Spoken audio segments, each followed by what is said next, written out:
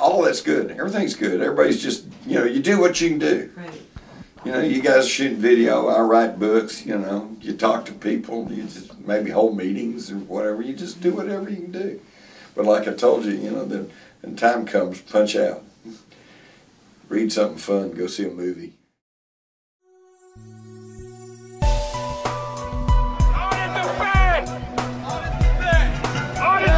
Group hug!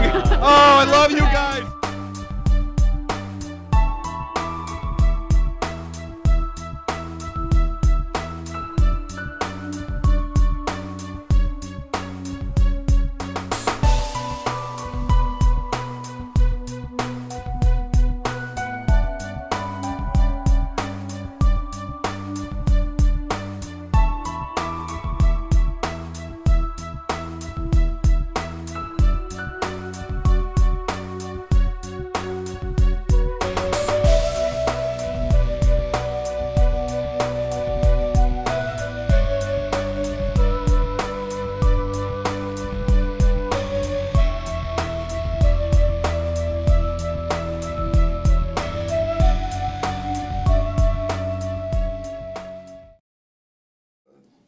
The new book is The $1 Trillion Conspiracy, and the subtitle is How the New World Order, Man-Made Diseases, and Zombie Banks Are Destroying America.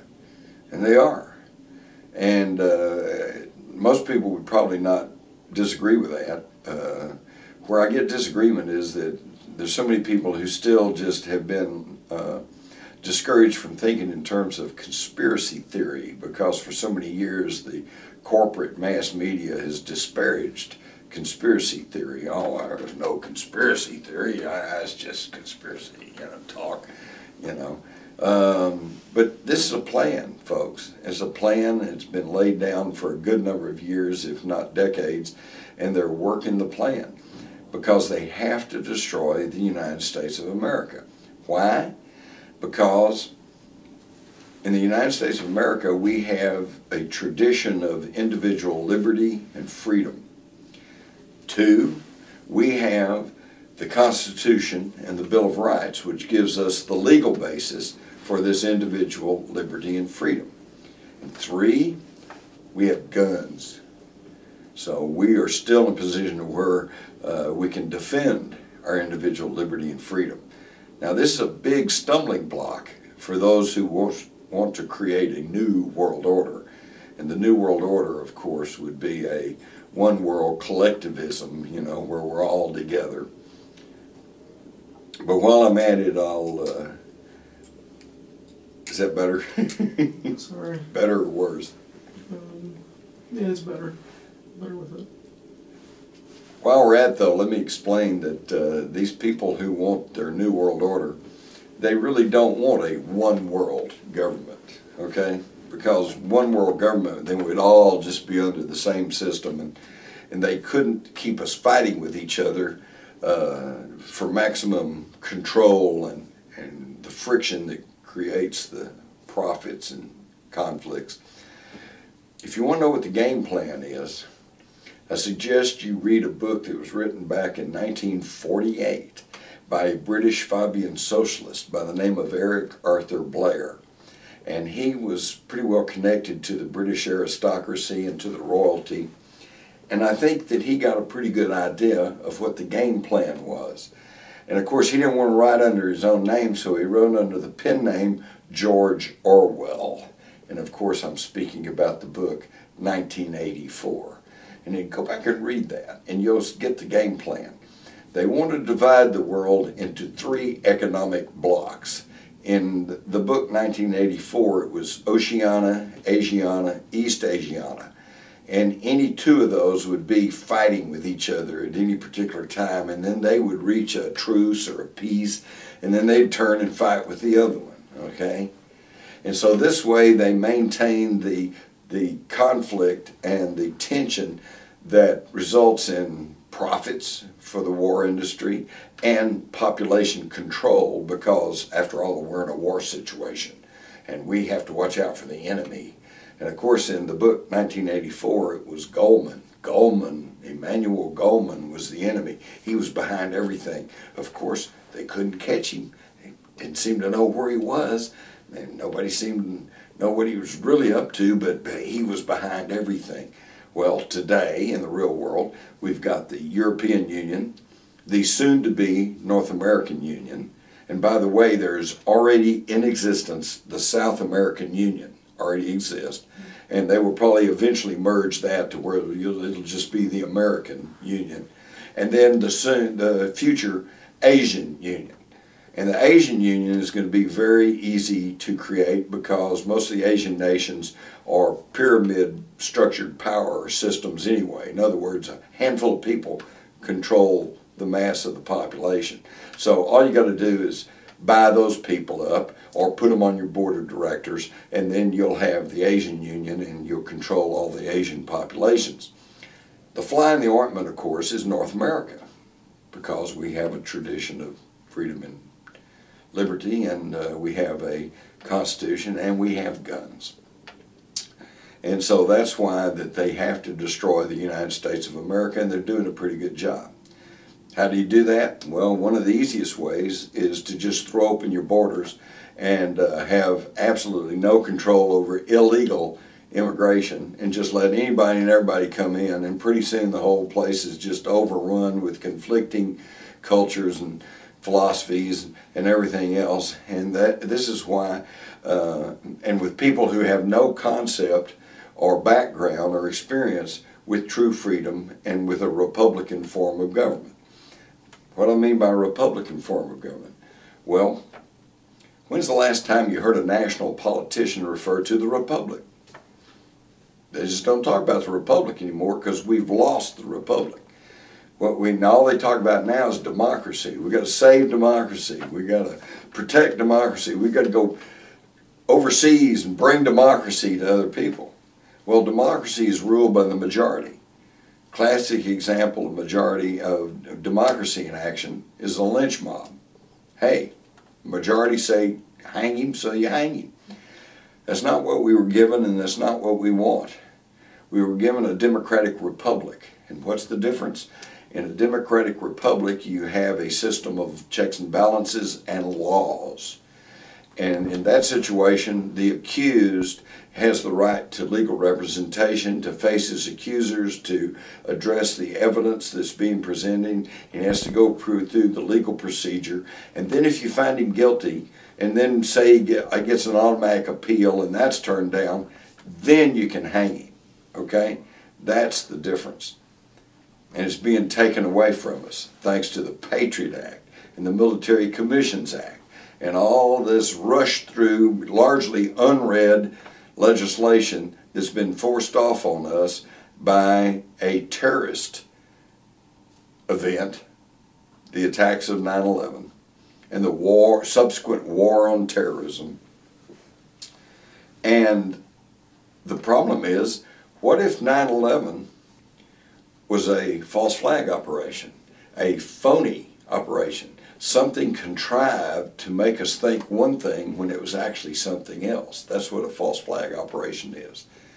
Classic example is when Hitler invaded Poland and started World War II, he didn't just wake up one morning and say, I think I'll attack Poland. No, the Nazis got some guys, dressed them up in Polish uniforms, even got a couple of concentration camp victims, put them in Polish uniforms, took them to a German radio station on the Polish border, shot the inmates, and then took over the radio station, got on there and said, we're Polish fighters and we're here to take over this German radio station. And Hitler announced to the world that they'd been attacked by the Poles and that they could not put up with this provocation, and he was going to respond, and he launched his panzer units into Poland and started World War II. That is a false flag operation. In fact, the Nazis got into power on a false flag operation. Hitler didn't just seize power. He was popularly elected by the German people, who in the 30s were among the most educated and cultured populations in the world. And so they freely elected this guy because they were in the midst of a terrible depression. Their economy had been trashed. And they were told, elect me and I'll straighten things out. And immediately upon taking order, within a month or so, their parliament building, the Reichstag, caught fire and was gutted by fire. And in that calmer, cooler, more gentle days, that was as big a shock to the German people as 9/11 was to the Americans in 2001. And Hitler said, well, give me the power and I'll take care of these terrorists that burned our building. And so they rushed through the Enabling Act, very similar to the Patriot Act. And that set them on the road to the Third Reich and to the Holocaust and everything that happened subsequently. And as French philosopher Santayana said, those who do not learn from history are doomed to repeat it. And unfortunately, we seem to be repeating it. Well, I've been asked about ClimateGate, which of course is the information that suddenly came up to show that a lot of the data that the global warming argument is based on was either falsified or twisted or ignored. And I think what we see here is, again, is typical New World Order maneuvering. Are there changes taking place in the Earth environment? Yes. Is the Earth heating up? Possibly. But it's also, obviously, at certain points and in certain areas, cooling down. I think some of this is probably natural cyclic activity. The key point is that even if there is a slight global warming on the Earth, it's not limited to the Earth. The polar caps on Mars are diminishing. The ice on some of the moons of Jupiter are melting. And some of the outer planets, like Pluto, Uranus, they're actually becoming more luminescent, which means they're heating up. So whatever is happening solar system wide. It's not just the Earth. So much for the argument that it's our SUVs that's producing all the problem. And yet global warming and environmental changes are being used as an excuse to, again, curtail our liberties and to suck tax money out of the population. Cap and trade, what a laugh that is. All that is an opportunity for the polluters to continue polluting and buy their way out of it. It's just incredible. And it's going to get worse, because once the war on terrorism wears thin and people go, I don't know if I'm really going to go along with that anymore, then the next thing is going to be is, well, you have to give up your liberties and you have to give up more tax money because we have to save the planet. Do we need to be more protective of our resources on this planet, animal life, plant life? Yes. And we should all become more environmentally conscious. We should not just throw things out of the car, and we need to separate trash. We need to cut down on the use of plastics. Yes, we need to be more careful of our environment. But to go to the extent of giving up liberties in the name of something that's not real is wrong. The issue of chemtrails is really amazing, because since the government won't admit that they're doing it, and since the news media apparently has an embargo about talking about it, just like they have about 9/11, then most people just think it's not even happening. And this is really amazing to me, because unlike the Kennedy assassination, which just happened in one little place, and unless you happen to be looking at the right place, you didn't really understand what happened. Or 9/11, you saw the planes hit the building, but you don't really know, who's behind all that, who funded it, who gave the orders. Well, all we know is what we're being told. So all of these are actually kind of mysteries. But with chemtrails, all you got to do is look up. There they are. And if you understand anything about aviation, then you understand that a contrail is a condensation trail. It's caused by the heat of the engines, whether piston or jet, at the cold upper atmosphere air, and it condenses into water vapor, and it streams off behind the plane and creates like a little cloud that goes back by a vapor trail. It goes back behind the plane, and then as it cools off, it evaporates back into air. It's no big deal. It's not harmful to anybody. And yet a chemtrail, you'll see one of these high-flying giant jets spraying a trail, and we know they're spraying because they've done close-up photography to show that the spray is not coming out of the engines. It's coming out of the wingtips and leading edges where there's obviously a spray rail. It's an aerial spraying program, and they trail back off. In fact, I got to see one up close and personal coming back from California on a flight. And the pilot had just told us that we were at about 33,000 feet. And I looked out the window, and it was very strange because there was a circular cone just kind of right out the window, although it was a little bit below, so it must have been at about 30,000 feet. And as I watched it, it was white, and it was like a tube, very clearly defined, and I knew exactly what it was. It was a chemtrail. But before I could even get the attention of the stewardess to say, hey, what do you think about that? It began to dissipate, spread out, didn't go away, didn't evaporate, but it spread out into just a white cloud, mist, fog type thing. And pretty soon it was just a white fog out beside the airplane. And at that point I didn't even bother trying to tell anybody anything, because they look out there, they just see this white fog-like stuff, and you couldn't prove that was anything.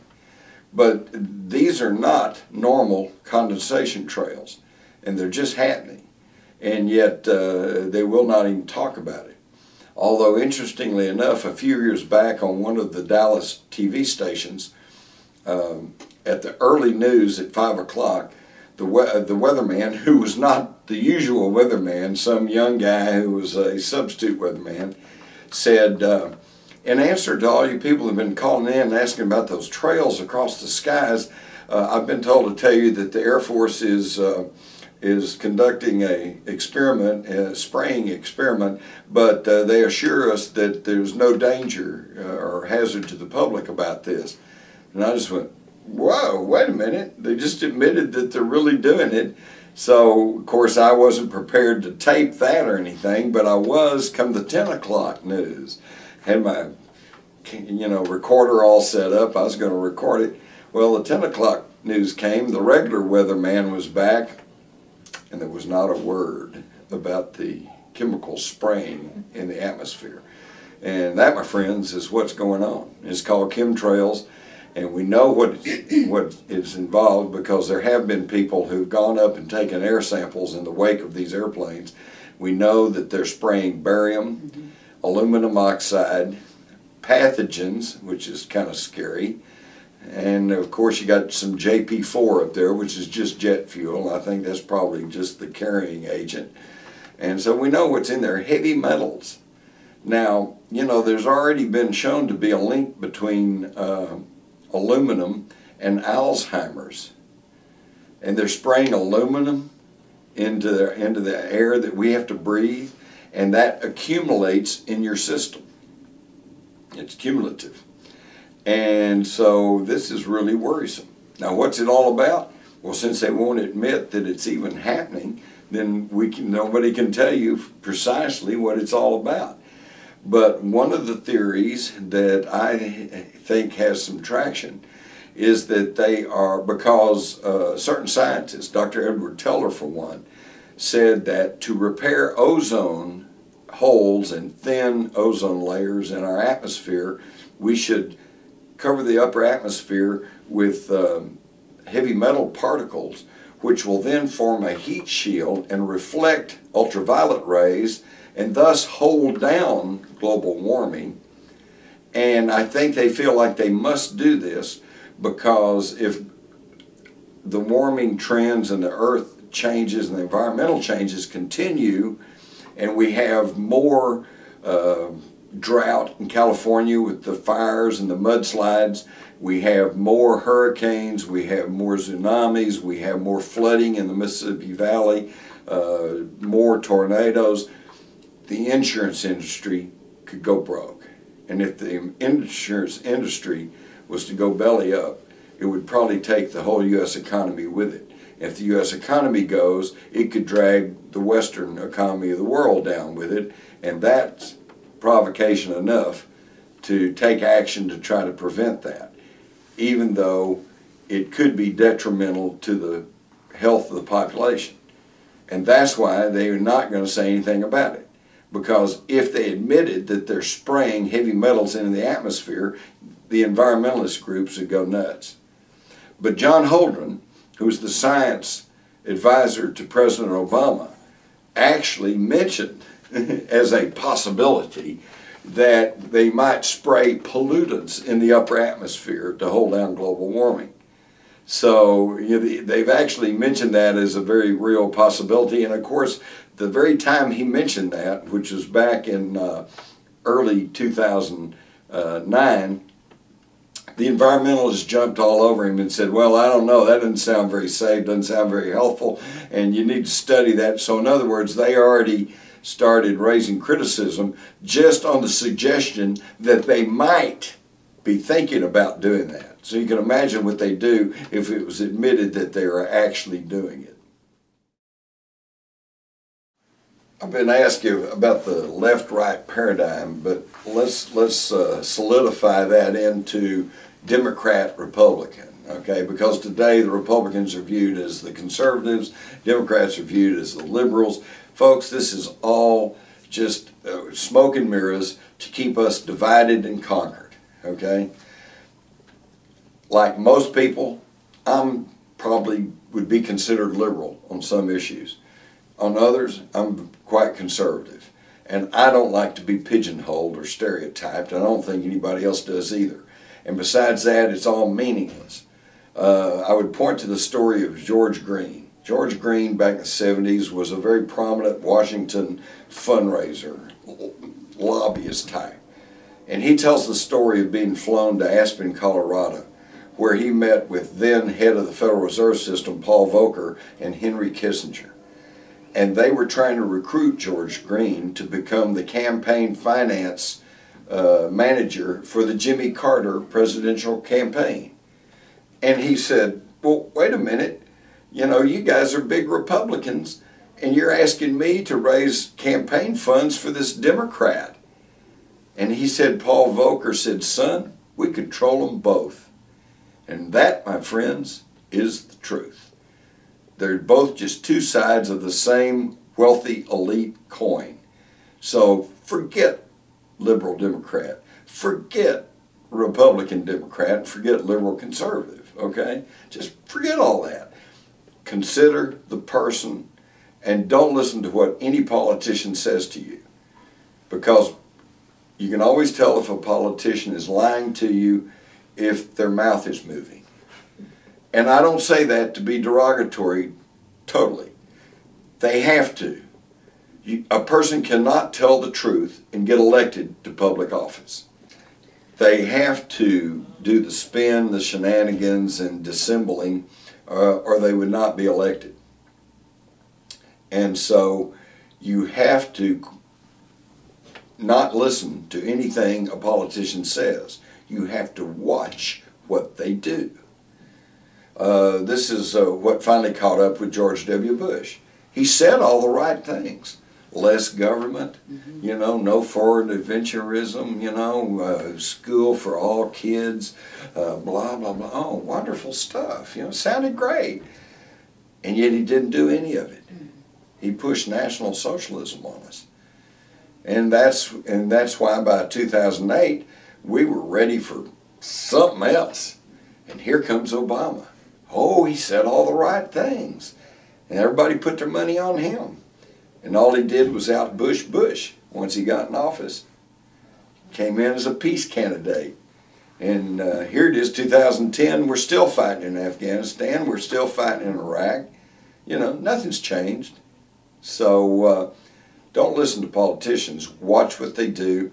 And if you like what they do, then vote them back in. If you don't like what they do, then vote them out.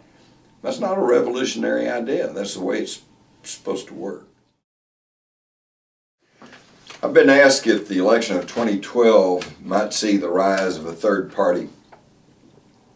Unfortunately, what I see is that the election of 2012 is going to see the rise, the true rise of the Fourth Reich. Okay? Because after 3 more years of the collectivism of Barack Obama with his Marxist socialist background, the economy of this country is going to be so depressed, the people are going to be so angry, and the infrastructure is going to be so deteriorated that they're going to look for some other solution, and the controllers of the mass media will then put up some candidate, just like Barack Obama. In 2006, most people had never even heard of him, and by 2008, he was the man of the hour. We haven't probably heard of this person yet, but by 2012, he's going to be somebody on the scene that says, give me the power and I'll straighten all this out.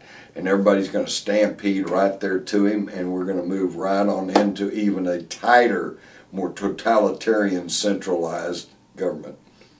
That's what I see, unless people wake up. And then maybe we could go for a third-party candidate, for someone who represents the best interest of the public of this country and not the special interest. Do you think politics are pointless? Are politics pointless? Like somebody might get involved with, X-campaign with whatever candidate they think. They might be a Ron Paul fan or just a libertarian or a constitutional party. All right, well, first let's say that, let's define politics. If we all decide that we want a new highway and then we argue about how to get the money to pay for the new highway, that's politics. That's normal politics, and that's the normal interaction of, public discourse to reach solutions for problems. And that's politics, and that's not a bad thing, okay? But when you talk about unwarranted invasions of other countries based on lies and deceit, when you talk about false flag operations that kill 3,000 people, you're not talking about politics. You're talking about crimes against humanity, and you're talking about criminal acts. And I always hear, well, we don't want to talk about politics. Well, I'm sorry, folks. It's time to start talking about criminal acts, okay? Because it's all hurting us, and it's hurting all of us. And then the question is, well, then do you want to become involved in politics? Well, that's up to you, okay? If you want to go and work for the Democrats, if you want to go work for the Republicans, if you want to work for the Libertarians, if you want to go attend the teabag meetings, that's fine. Have at it.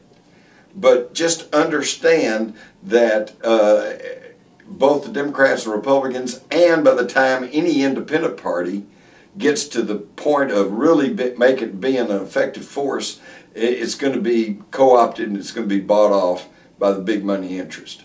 So what's the most effective way of waking people up or getting this information out there, in your opinion? Well, I'm just an old Texas reporter, so I'm not in a position to tell anybody to do anything. I have trouble enough being responsible for myself. I sure don't want to be responsible for other people. But so all I can tell you is just do whatever you think needs to be done and whatever you think you can do. I write books. Other people do videos. Other people march and demonstrate. Other people go out and become activists. Other people publish pamphlets and newsletters. Other people blog on the internet. Do whatever you can do, but for God's sakes, do something, because sitting around waiting for somebody else to do something is the big part of the problem. For years I've heard people say, oh well, let Washington take care of it. Well folks, they've taken care of it, and I don't think we're really happy with what they've done.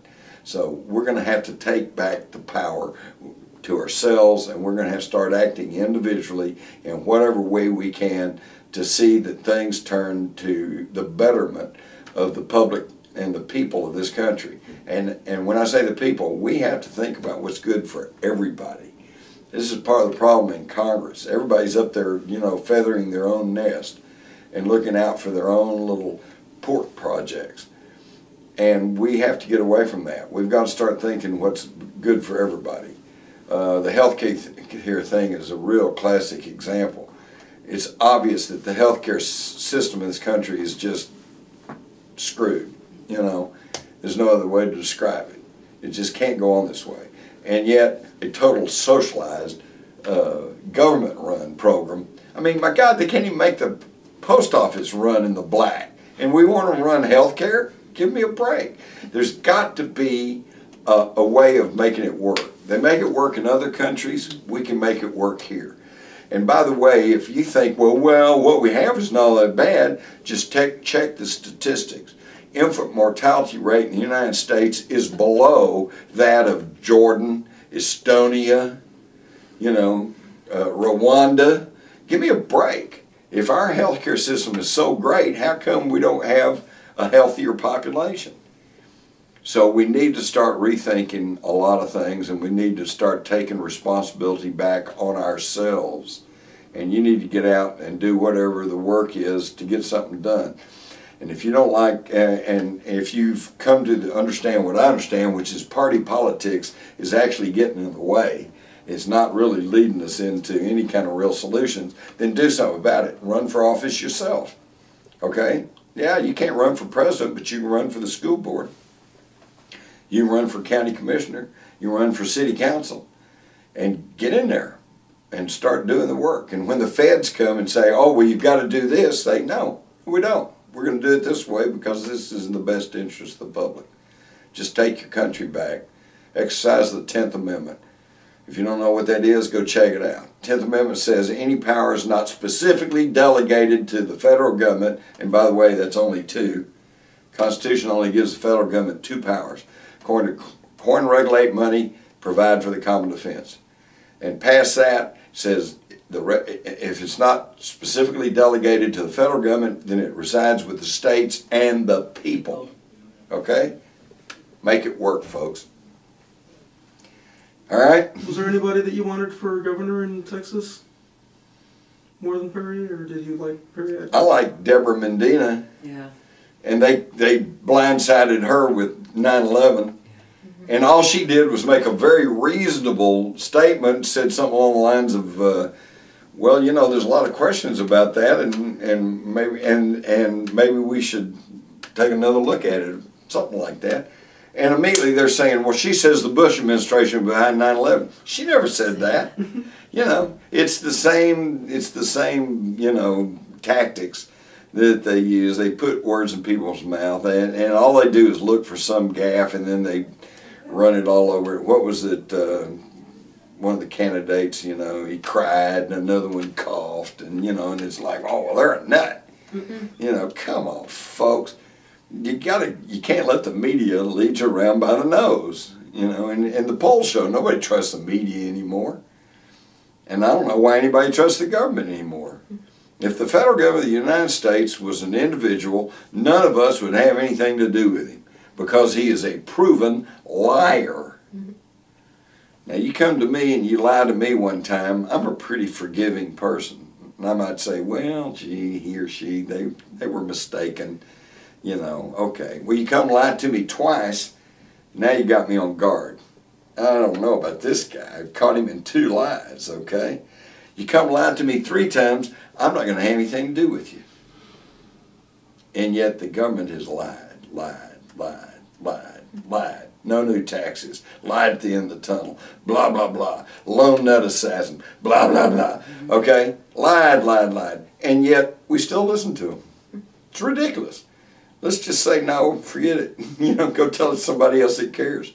Do you feel that the USA has a more communist feel to it or a more fascist feel to it now? All right, more communist or more fascist? You're talking about the same animal. It's true. It's all the same thing. It's all the same thing. And if you'll go back, if you read my books, Rule by Secrecy and Rise of the Fourth Reich, and the new one, you find out it's all the same bunch. It's all the same thing. Total control. Total same thing. We sent more money to the Bolsheviks at the time of the Russian Revolution than we did to the Kerensky government, the White Russians. So in other words, Wall Street capitalists created communism. And I think the game plan at that time, this was right at the time of World War I, was to create a socialist East and a capitalist West, and then play each other off against each other, which they finally got for 70 years, called the Cold War. But what happened is that communism got out of control. They created the Internationale, and they began to bring the socialist and communist ideas. There were strong communist parties in Italy and France and even in the United States. And all of a sudden it's like, oops, wait a minute. It looked like communism was going to go worldwide. The old threat, right? International communism, going to go worldwide. McCarthyism. Yeah. And, whoa, they didn't want that, because then they can't play off the countries against each other for profit and control. So what they do? They reached into the only country that was in a position to stop the spread of Russian communism was Germany and its military. So they go in and they find a German army intelligence agent, and they send him in to infiltrate this little fledgling party called the German Workers' Party. And he came back and said, well, you're going to like these guys. Said they want a strong Germany, and they want to repudiate the Versailles Treaty, and they want to rebuild our military, and they want to, you know, do this and that and the other thing. They want a strong central government. So they said, here we go. So they created National Socialism in Germany. And of course that intelligence agent was Adolf Hitler, who was reporting back to the German military leaders and who were members of the Thule Society, made up of the aristocrats and the industrialists and the wealthy people. So they created Hitler, same bunch. The largest lender of money to the Nazi government was National City Bank, which is now Citicorp. And its CEO was John J. McCloy. And then after the war, after they decided, oops, National Socialism, they overran Europe and were threatening Britain and threatening Russia, and they thought, oops, wait a minute, we've created another Frankenstein monster. So we got to put a stop to this. Winston Churchill said, we've got to destroy Germany. I don't care if a Jesuit priest is in charge. So in other words, it wasn't really Hitler and the Nazis they didn't like. They didn't want Germany heading the economic order, because that was their purview. Wall Street, the City of London, the Anglo-American financial elite, that's who was in charge, and they wanted to stay in charge. So we fought World War II to put a stop to Hitler and the Nazis. And then what happened? They put John J. McCloy, the guy, one of the key guys that had helped create Nazism in Germany, they put him as the High Commissioner of Germany after the war, and he brought all the Nazis in over here under paperclip, and they rolled them in right over here, and they began to create National Socialism in the United States. Of course, they couldn't call it that, so they started off, it was anti-communism, okay, and then they finally came up with the term neoconservative, a neocon, but it was nothing more than a National Socialist. And socialism is the name of the game because socialism sounds great, which is the government controls the means of production and distribution, etc. Okay, and everybody gets a share, and that all sounds good. But for any social program requires central administration. In other words, central authority. And the rich, wealthy elite know that anytime you create a system with a central authority, they got the wealth and the power to buy up the central authority. And then they're in control. And that's the name of the game. The same thing you already have now. Exactly. And that's what they're pushing us into right now. And they have to destroy us because we, even though they wanted these leftists out here argue that, oh, it was all created by white men in wigs, and it was women in slavery. And yeah, all that's true. And it was not the most perfect system in the whole world, but nevertheless they did create a system of checks and balances, elected officials, so that the power actually began with the people and then drifted up into the leadership, rather than the rest of the history of the world where it was in the top leadership and only drifted down to the public. And there was a way of changing it. And a way of changing it. You could amend it how the people non-violently. Yes, the people could amend it how they wanted. Exactly. Now we gave it up. Right. Okay? You can't really fault the wealthy elite for taking control of it all, because we gave it up. We let them go, and we let them take it. Our parents, yeah.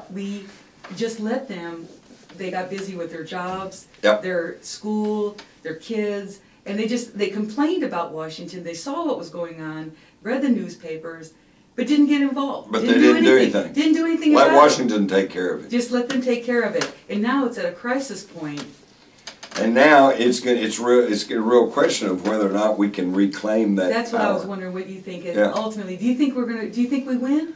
Well, let me put it this way: we can, simply because there's more of us than there are of them. Yeah.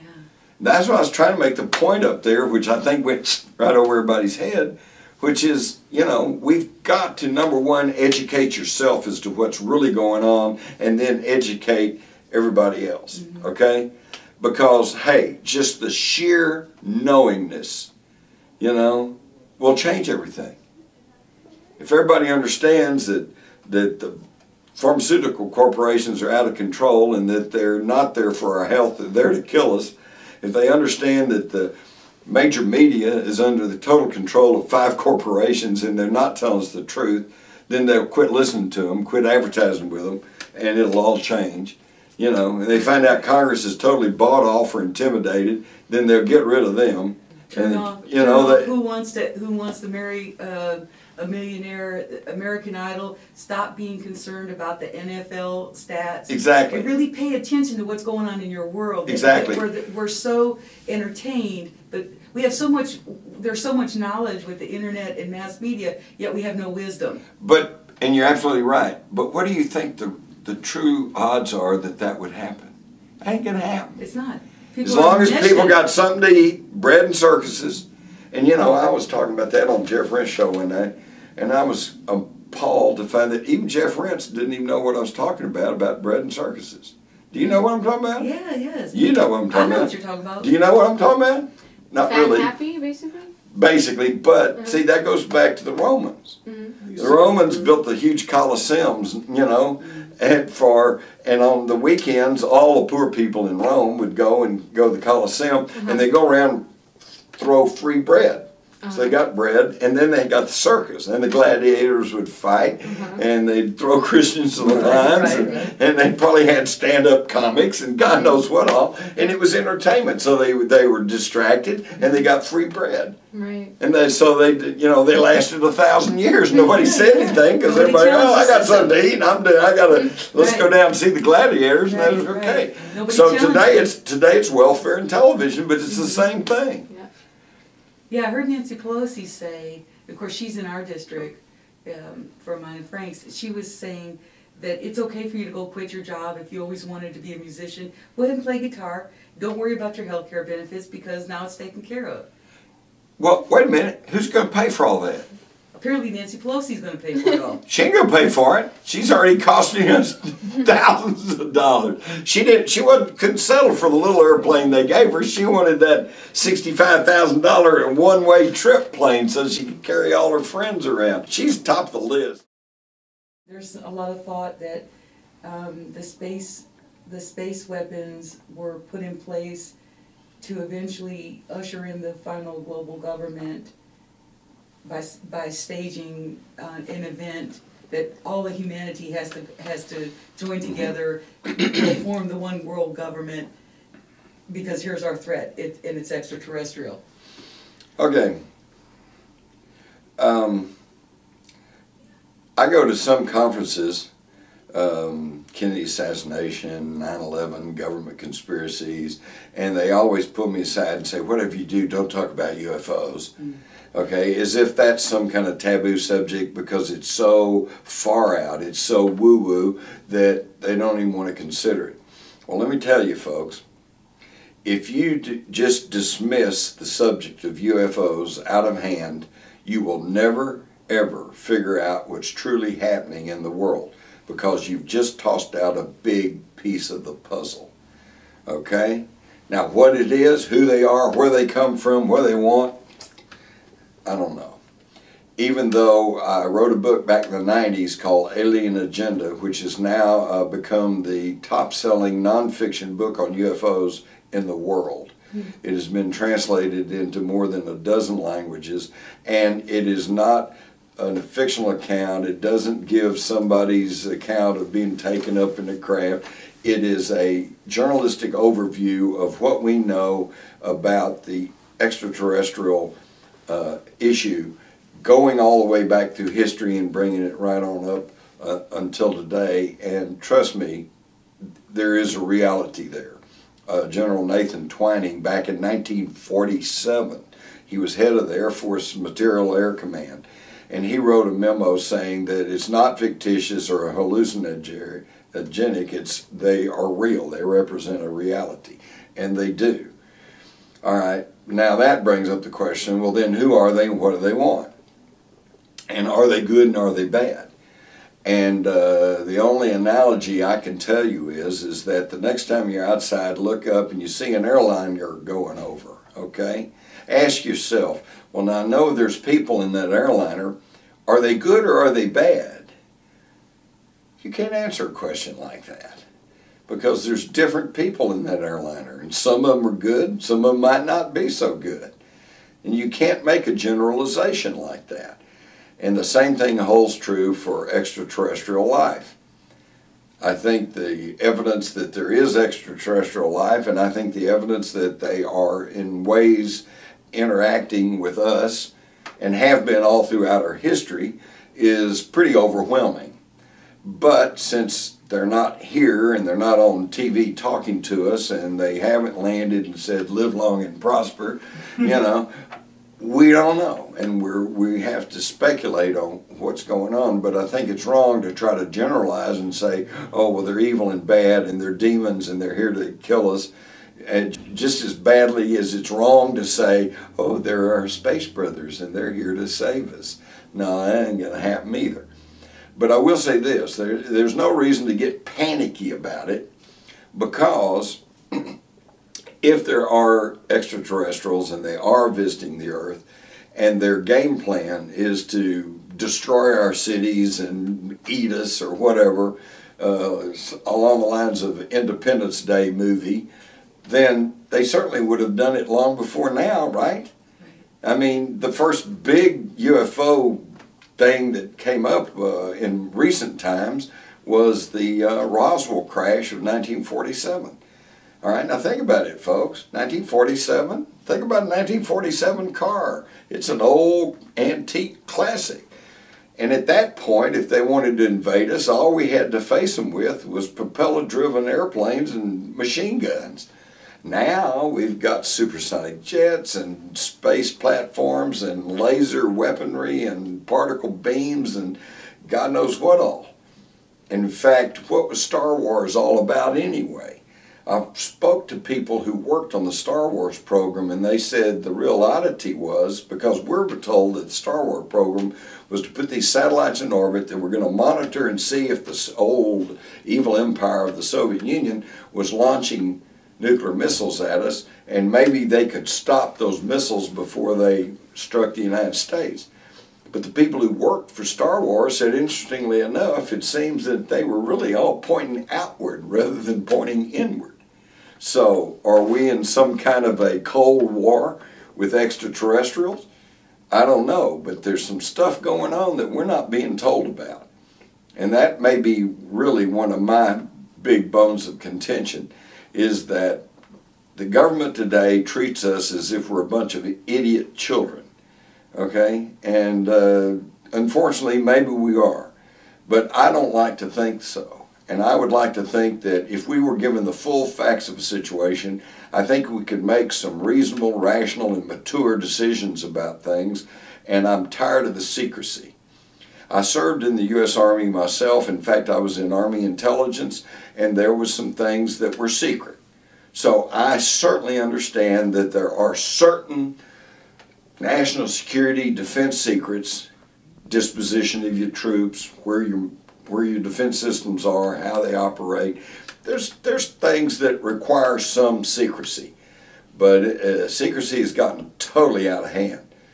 Today the government classifies things as secret when they don't even need to, and a lot of times simply to cover up their own malfeasance and mistakes. And it's wrong, and we need to correct this. There needs to be more transparency in government. And of course, President Obama promised that, and instead he's followed right down the same path as George W. Bush. And we need to put a stop to that.